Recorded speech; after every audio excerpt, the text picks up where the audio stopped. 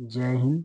मैं दिलीप सर और मैं इस वीडियो में class 10th Sanskrit chapter 2 Pataliputra Vaibhav का सारांश बताऊंगा और आप लोग वीडियो को अंत तक जरूर देखिए। यदि आप इस सारांश को अंत तक देखते हैं और ध्यान से सुनते हैं तो मुझे उम्मीद है कि आपको बहुत सारे प्रश्न, ऑब्जेक्टिव का जो प्रश्न है उसका याद नहीं करना पड़ेगा और बहुत सारे प्रश्न उत्तर भी आपको याद नहीं करने पड़ेंगे। हाँ, तो चलिए, तो यहाँ जो है नाम ही है पाटलिपुत्र वैभव, है ना। पाटलिपुत्र का जो पहले जो उसका सुंदरता थी, जो वैभव और उत्कर्ष था, उसी के बारे में इसमें कहा गया है। तो चलिए, तो चैप्टर हो गया आपका पाटलिपुत्र वैभव, ठीक है।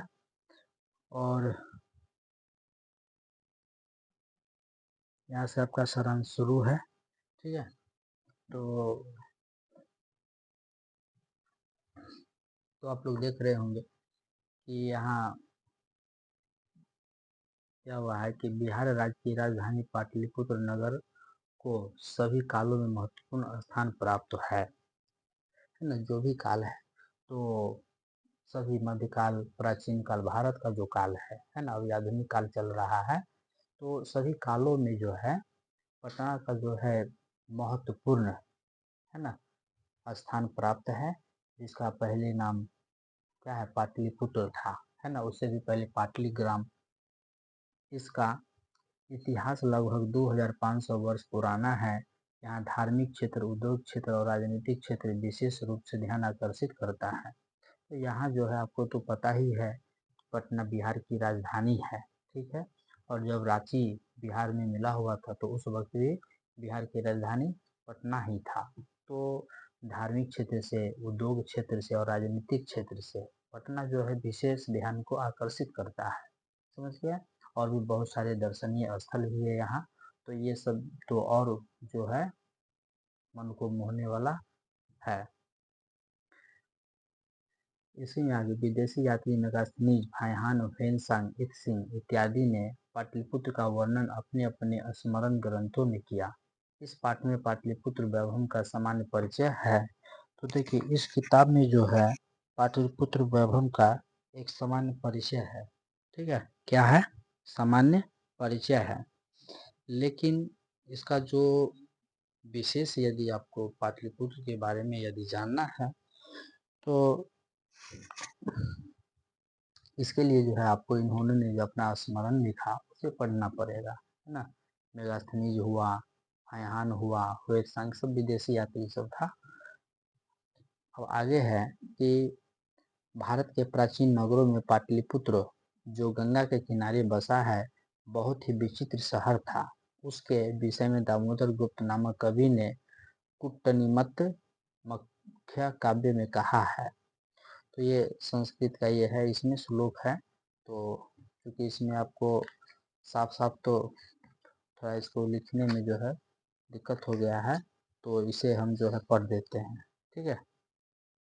तो यहाँ लिखा हुआ है कि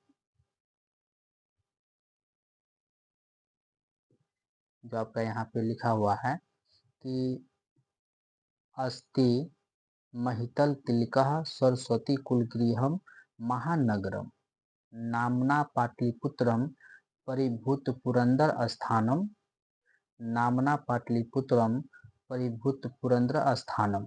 मतलब इसका अर्थ हुआ कि पृथ्वी पर पाटलिपुत्र नामक नगर शिक्षा एवं वैभव की दृष्टि से अति गौरवशाली इंद्रलोक के समान है, ठीक है। चलिए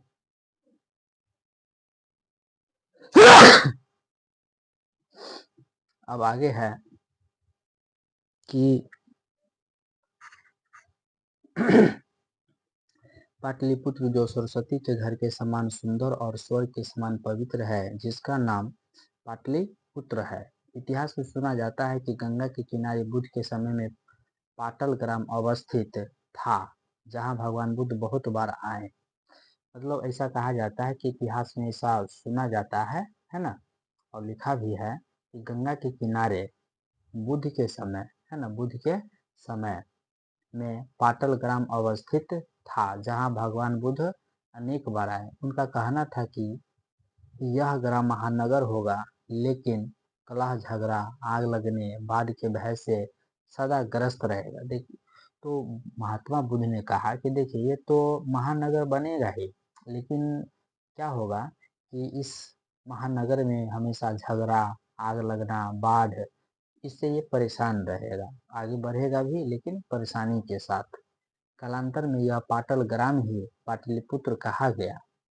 चंद्रगुप्त मौर्य काल में इस नगर की शोभा और रक्षा व्यवस्था अति उत्तम थी।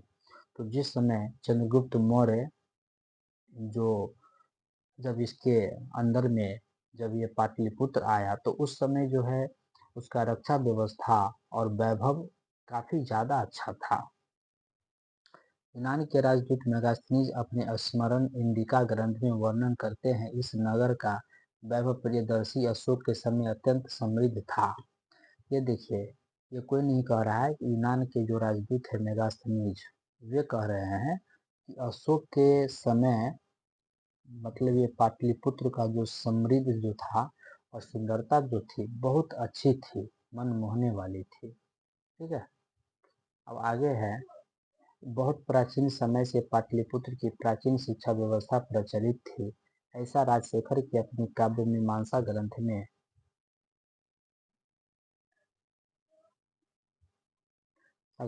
स्मरण किया है।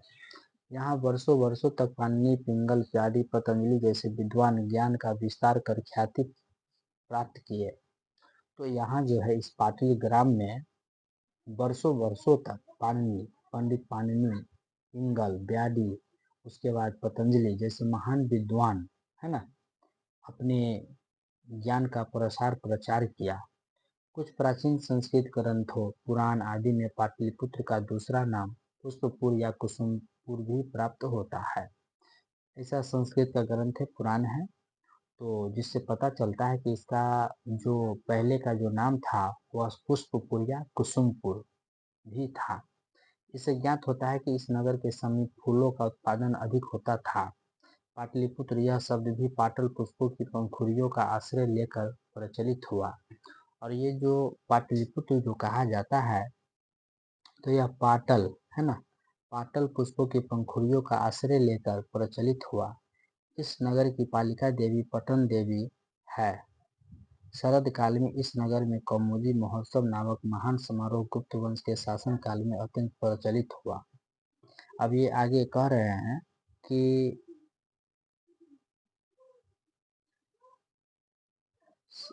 शरद काल में मतलब ठंडी के टाइम में कौमुदी महोत्सव, है ना, कौमुदी महोत्सव नामक महान समारोह गुप्त वंश के शासन काल में अत्यंत प्रचलित हुआ। ये महोत्सव मनाया जाता था। महोत्सव का नाम क्या था? तो कौमुदी महोत्सव। कब मनाते थे? तो शरद काल में। ऑब्जेक्टिव में आएगा ये। ठीक है, चलिए अब आगे है। वहाँ सभी लोग आनंद मग्न होते थे। आजकल दुर्गा पूजा उसी प्रकार से एक समारोह के रूप में देखा जाता है।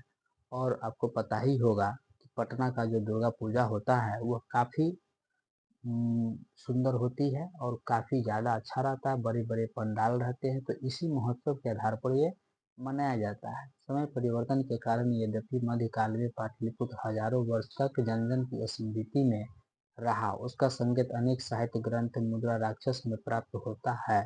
मुगल वंश के काल में इस नगर का उजागर हुआ। मुगल वंश के काल में जो है इस नगर का उजागर हुआ।